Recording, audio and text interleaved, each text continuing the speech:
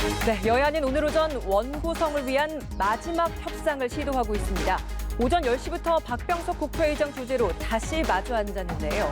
휴일인 어제도 원구성을 위한 마라톤 협상을 이어간 여야가 상당 부분 의견 접근을 이룬 걸로 알려져 오늘 최종 합의 여부가 주목되고 있습니다.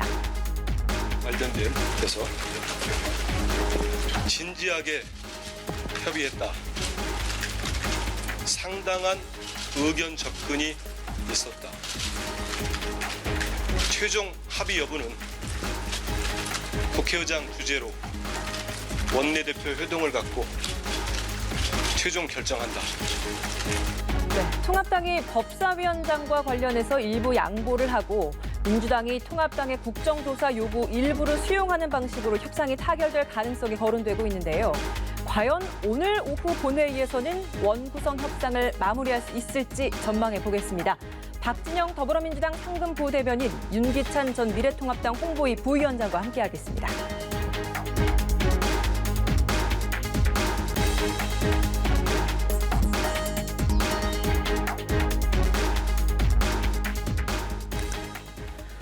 네, 10시부터 여야 그리고 박병석 국회의장이 마지막 담판을 위해서 지금 협상을 시도하고 있습니다. 오늘은 정말 마지막 원구성을 할 수 있을지 좀 전망을 해보도록 할 텐데요. 박병석 국회의장은 일단 오늘 무슨 일이 있어도 마무리하겠다라는 입장 아니겠습니까? 오늘 마무리 잘 될 수 있을 거라고 보십니까? 6월 임시국회에서 어쨌든 간에 이제 추경을 처리하겠다는 강한 의지를 표명하신 건데요. 결국 공은 이 미통당의 의원총회로 넘어가지 않았나 이렇게 생각합니다. 지난번에도 웬만큼 이렇게 합의안이 만들어졌었는데 미통당의 의원총회에서 이게 불발이 됐단 말입니다. 이런 측면에서 오늘 그 오후 1시에는 미통당 의원총회에서 이 조호영 의원이 대표가 가지고 온 안을 갖고 거기서 추인을 해주느냐 안 주느냐 여기에서 아마 결말이 날 것 같은데 실제 보면 한 달 가까이 이렇게 공전을 시켰습니다만은 최초에 내놓은 안과 별반 다름이 없어요. 한 달 동안 이 국회가 뭘 했느냐 이런 비판을 충분히 들을 만한 소지가 있기 때문에 오늘은 제발 좀 통과가 되었으면 좋겠다 뭐 이런 생각을 가집니다. 네. 아니 통합당의 의총에서의 추인 여부가 가장 쟁점이다라고 말씀을 하신 거라면 지금 뭐 법사위원장직 나눠 갖는 부분 그리고 국정조사 일부 수용하는 부분 이 부분은 거의 뭐 지금 원내 대표들 간에는 마무리가 다 됐다라고 이해를 해야 된다는 아침에 언론에 뭐 나온 내용들을 뭐 보고 저도 이렇게 수소문을 해보면 전반적으로 의견이 이렇게 많이 좀 가까워졌다 이렇게 들었습니다. 네. 그럼 이제 그게, 다만 이제 가장 중요한 문제가 아까도 말씀드린 것처럼 미통당의 초선들 등이라든가 일부 의원들의 이제 좀 그런 좀 강성 기류들이 아직도 문제다 뭐 이렇게 듣고 있습니다. 네. 예. 아무래도 가장 중요한 부분이 법사위원장직을 나눠 갖는 부분 그리고 국정조사 요구를 어느 정도 수준까지 민주당이 받아들일까 이 부분인데 어느 정도로 좀 예상을 하십니까? 뭐 논의되고 있는 그 밝혀진 바에 따르면 뭐 2년 전반기 후반기 이런 부분이 있고 원래 통합당은 이제 전반기에 1년 나눠 갖자 이건 이제 양보안이었죠.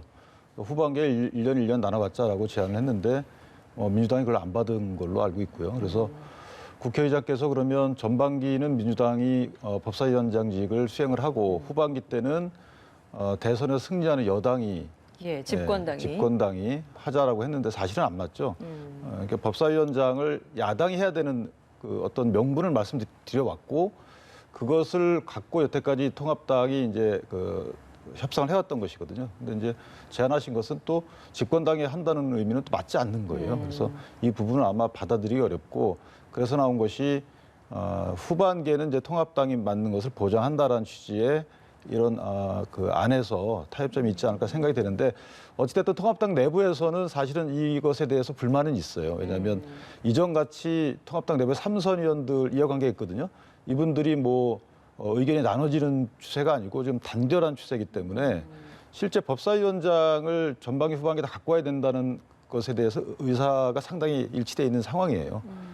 그리고 민주당 입장에 협상안을 낼 때 사실은 법률에 의하든지 법률에 의하면은 이제 다수결에 따라서 18개 상임위원장을 다 가져가시든지 아니면 관행에 여태까지 해오던 대로 그 야당인 통합당이 법사위원직을 수행하든지 이것이 이제 기준이 돼야 되는 거예요. 그리고 나머지 공간은 협의해서 합의점이거든요. 예. 그런데 사실은 그 민주당의 입장이 그 기준점에서 좀 떨어져 있는 것을 자꾸 제안해서 여태까지 길게 온 것이고 어찌됐든 국회가 정상화해야 된다는 그 민의에 따라서 통합당이 어느 정도 양보를 할 것으로 기대가 되는데요. 그 양보안에 대해서는 통합당 의총에서 1시 반에 있는 의총에서 추인이 되지 않을까라고 조심스럽게 기대하고 있습니다. 저희는 최종적으로 좀 합의를 하지 않을까라는 기대를 하고 있었습니다만 지금 들어온 속보에 따르면 개원 협상이 최종 결렬됐다라는 이야기가 나오고 있습니다. 주호영 원내대표가 이런 발언을 했다라고 하는데 10시부터 지금 마지막 최종 담판에 들어간 상황이었는데 36분 정도가 좀 지난 시점입니다. 그러니까 지금 끝나서 이런 부분에 대한 이야기가 나온 것 같습니다. 어떤 부분에 대한 이견이 컸다라고 좀 저희가 예상을 해볼 수 있을까요? 계속해서 법사위 부분인 것 같은데요. 법사위를 누가 가져가는 게 정당한가라는 이야기를 아주 한 달 가까이 논쟁을 했습니다. 사실 이게 국민들이 보기에 얼마나 피곤하겠습니까? 이게 극단적으로 표현하면요. 반장 뽑고 부반장 뽑고 분단장 뽑는 거 가지고 이렇게 이 한 달을 가지고 싸움을 한 겁니다. 과거에도 국회가 이제 개원이 안 된 상태가 몇 번 있었어요. 늦게 된 적이 있었는데 대부분에 보면은 이 광우병 파동이라든가 또는 검찰의 2012년인가요? 검찰의 민간인 사찰 같은 굵직굵직한 이 국정 사안들 때문에 마찰이 있었던 거지 이렇게 원구성을 갖고 이렇게 이해관계인 것처럼 해서 한 달 이상씩 끈 적은 굉장히 드물었습니다.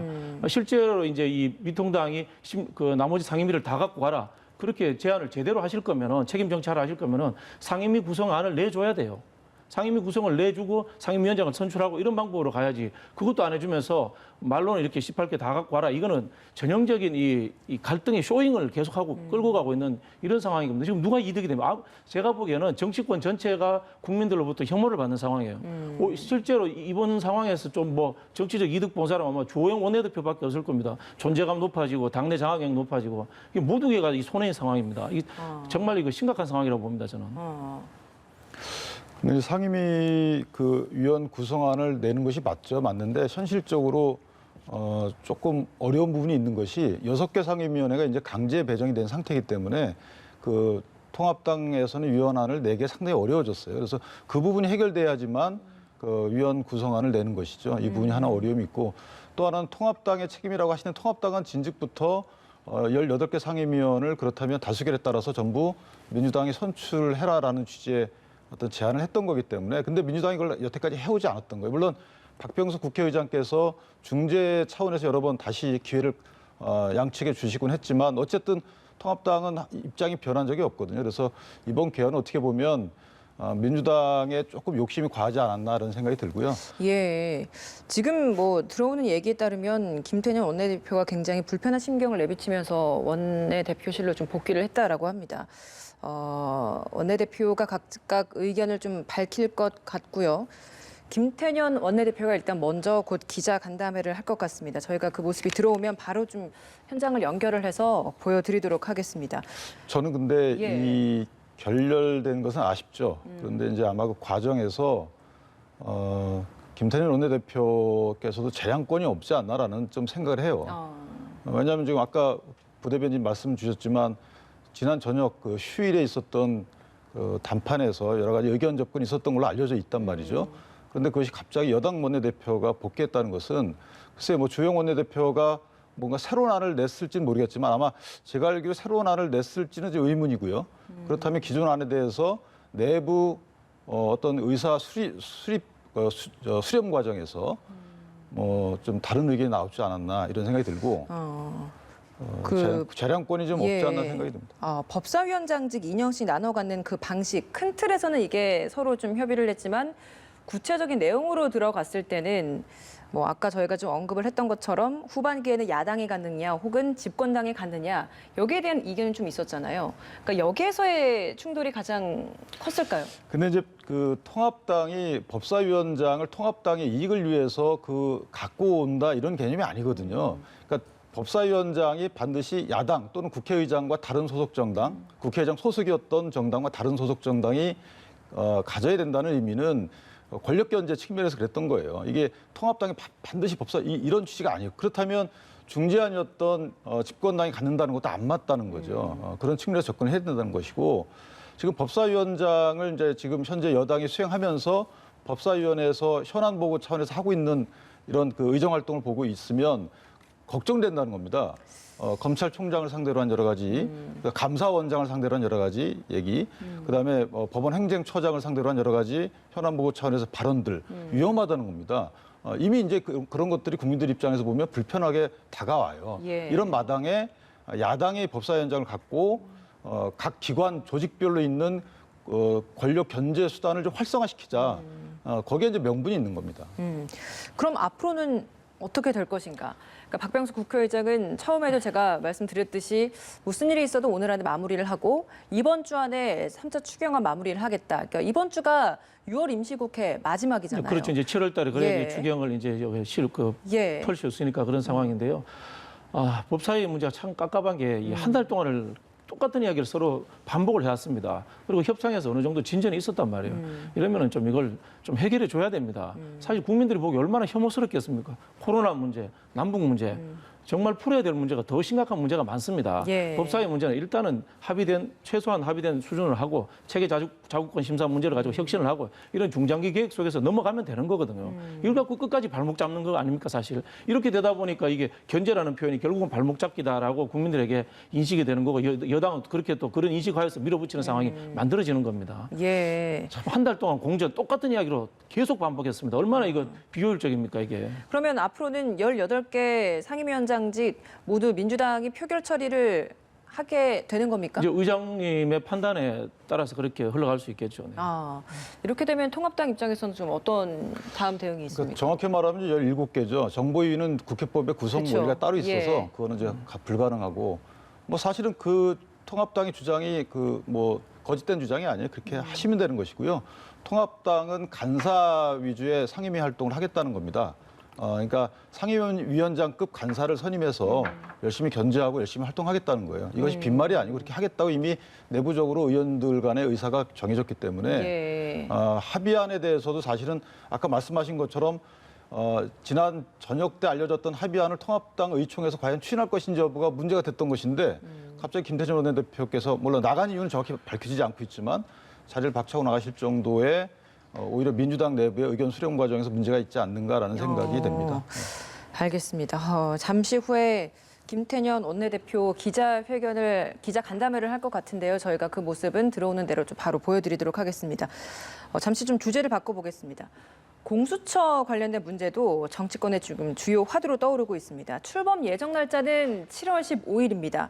근데 이 7월 15일인 다가오고 있지만 관련된 후속 법안, 공수처장 후보 문제 추천까지 아무것도 좀 진행되고 있는 게 없는 것 같습니다. 그렇죠. 뭐 예. 국회가 개원되고 있지 않으니까 이제 이런 상황이 온 거죠. 근데 법은 만들어졌으니까 7월 15일로 기한이 정해져 있으니까 이렇게 이 정부에서는 요구를 한 거고 이거 뭐 드라이브도 아니고 법적인 절차인 거죠. 사실은 뭐 야당이 이 법이 마음에 들지 않으면은 법으로 통과된 거 기관을 구성을 하고 또 후속적으로 뭐 개정안이라든가 또 다른 뭐 총선이 다음 총선이 또 있지 않습니까? 이렇게 하면 되는 겁니다. 이걸 하나하나 사사건건 잡아가지고 이걸 전부 다 정치적 논리로 반대하는 것은 좀 이 국회 초반에 너무 좀 심한 것 같다라는 생각이 자꾸 듭니다. 네.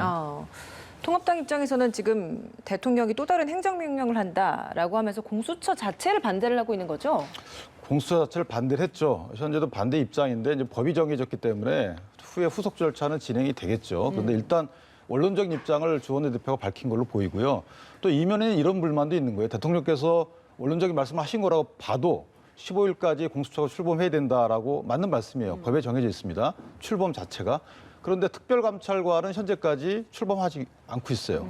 이것은 특별감찰관은 결혼이 생긴 이후로 20일 내에 임명하게 돼 있고 지난 국회 20대 국회 때 이미 여야 간에 상당히 많은 줄다리기 끝에 3명의 후보를 당시 여당이죠.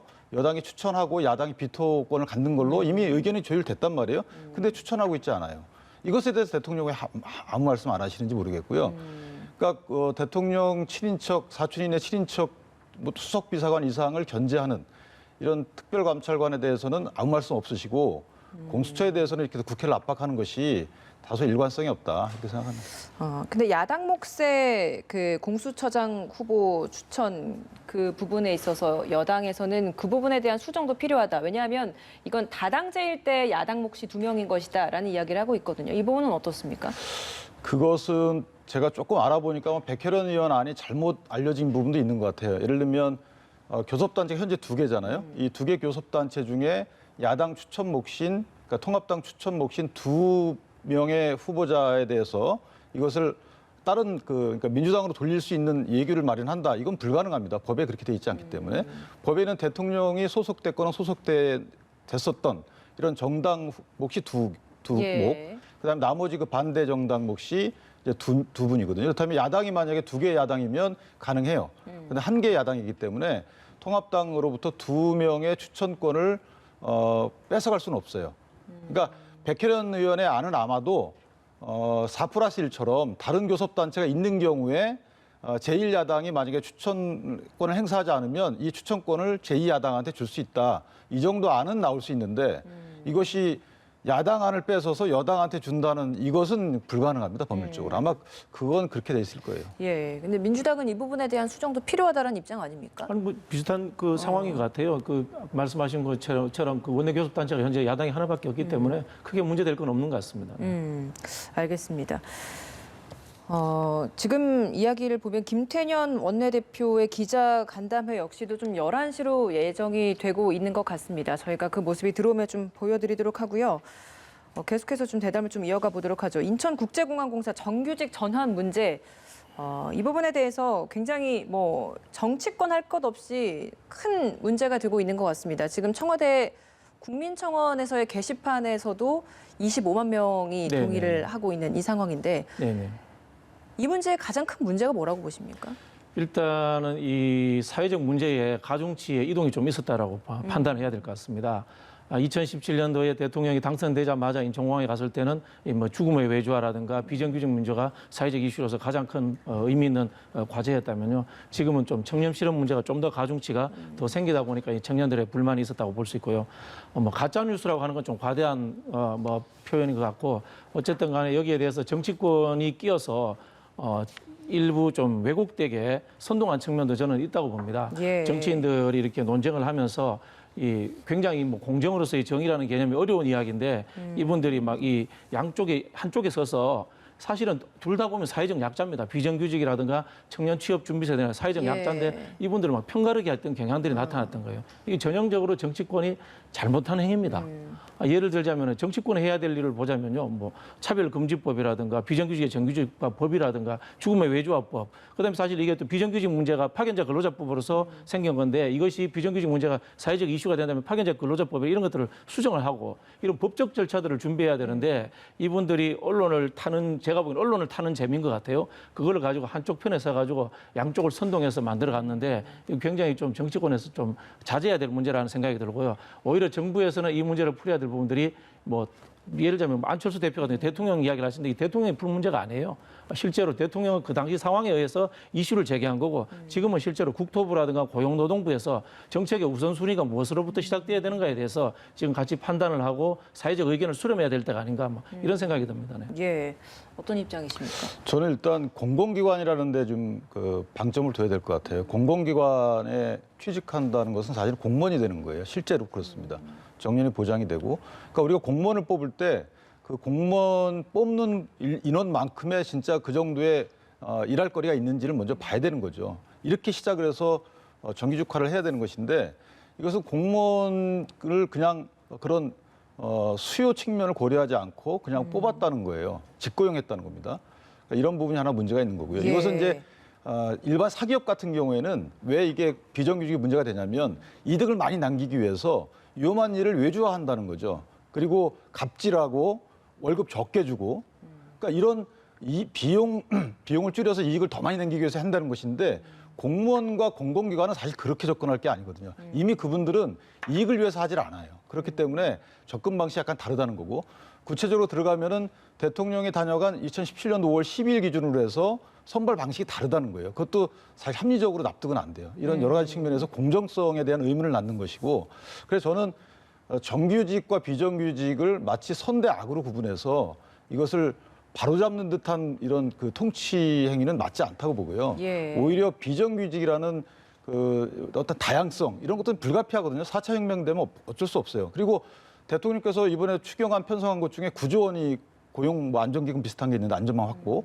여기 보면 일자리 단기직 일자리 다 아르바이트거든요. 이건 어떻게 설명하실 건지 이런 것을 양산하면서 한쪽에서는 또 정규직화한다는 것은 사실은 정부도 알고 있는 겁니다. 불가피하다는 것을. 그렇다면 이렇게 접근할 것이 아니고 체계적인 수요 예측을 통해서 어떤 대우 또는 위험성, 환경 이런 부분에 있어서 정규직과 같이 대우해주면 되는 것이다. 저는 이렇게 생각을 합니다. 예.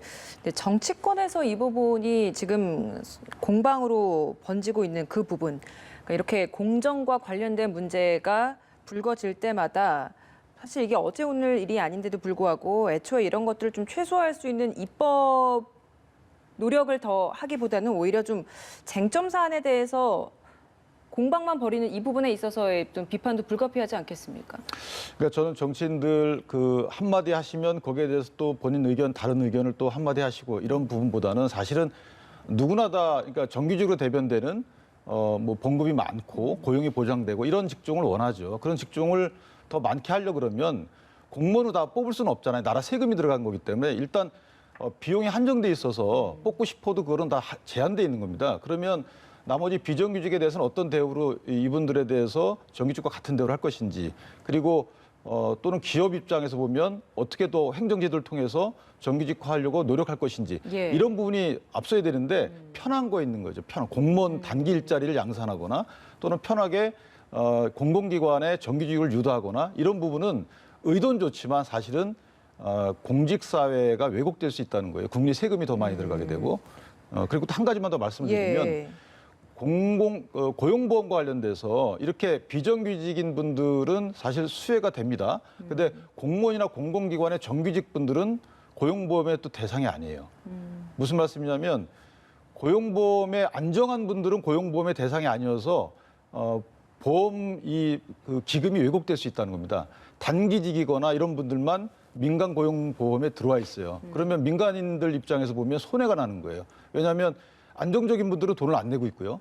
불안적인 분들은 돈을 내고 있는 거예요. 민간인들은 다릅니다. 안정적인 분들이거나 불안정한 분이거나 다 돈을 내고 있어요. 이런 부분도 아마 공공기관의 정규직 과정에서 이 부분도 논의가 같이 돼야 된다. 저는 이렇게 생각합니다. 그러니까 큰 틀에서 이게 단순히 비정규직, 정규직 차원의 문제가 아니라 이제 공공기관에서의 직업 생산에 대한 다양성에 이제 대한 변호사님 정리를 좀 의견은 저는 말씀해 좀 주신 것 오히려 같습니다. 반대로 다른데요. 예. 공공기관이기 때문에 오히려 사회적 약자에 대한 우대 정책을 써야 된다. 뭐 이런 말씀을 드리고 싶은데요. 미국 같은 경우에도 이제 뭐 여야가 같이 진보 보수할 것 없이 이 사회적 소수자들, 뭐 인종들 이런 부분에 대해서 우선적인 정책을 씁니다. 우리도 예를 들자면 뭐 학교 취업할 때 이 농어촌 특별 전형, 그다음에 탈북민 특별 전형 이런 식으로 해서 사회적 약자들이 공정한 경쟁에 갈 수 있는 수준까지 복지 수준을 채워주는 이런 역할들의 예. 정책들을 하고 있거든요. 그런 측면에서 솔직히 말씀드리면 우리나라 민간 기업이 어디가 이렇게 사회적 약자들을 취업시키고 하겠습니까?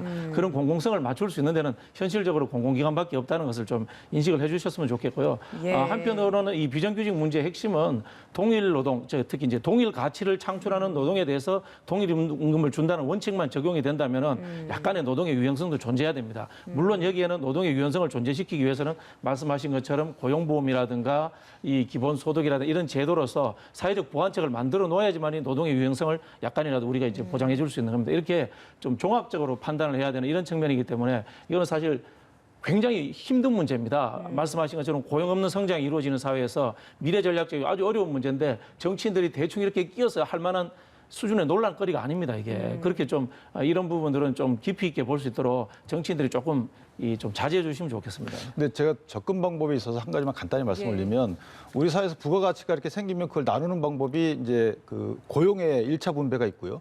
그래서 고용에서 배제되거나 그 이후에 이제 2차 분배로 사회복지가 있는 겁니다.